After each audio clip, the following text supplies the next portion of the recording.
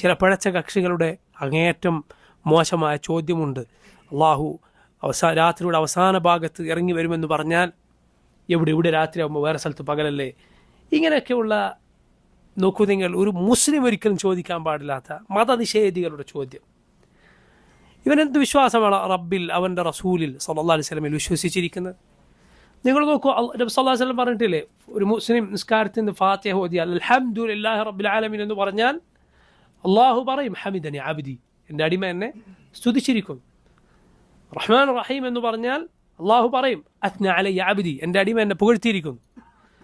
മാലിക് യൗമിദ്ദീൻ എന്ന് പറഞ്ഞാൽ അള്ളാഹു പറയും മജ്ജദനി അബ്ദി, എൻ്റെ അടിമ എന്നെ വാഴ്ത്തിയിരിക്കുന്നു. ഇങ്ങനെ ഓരോന്നിനും റബ്ബിൻ്റെ മറുപടി ഉണ്ട്. നോക്കൂ, ലോകത്ത് എത്ര ആളുകൾ ഒരേ സമയത്ത് നിസ്കരിക്കുന്നുണ്ട്, ഫാത്തിഹ ഓതുന്നുണ്ട്.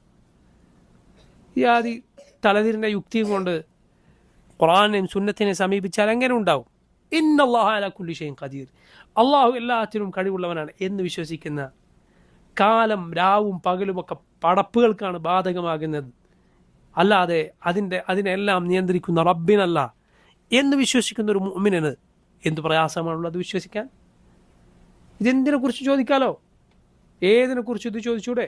ലൈലത്തുൽ ഖദറിനെ കുറിച്ച് ചോദിക്കാലോ? അതിനെ നിഷേധിക്കുമോ? ലൈലത്തുൽ ഖദർ ഇല്ല എന്ന് പറയോ? അതുപോലെ തന്നെയാണ് റബ്ബ് സുബ്ഹാനഹു വ തആല ഇറങ്ങുമെന്ന് പറയുന്നത്. അള്ളാഹു ഉദ്ദേശിച്ചതുപോലെ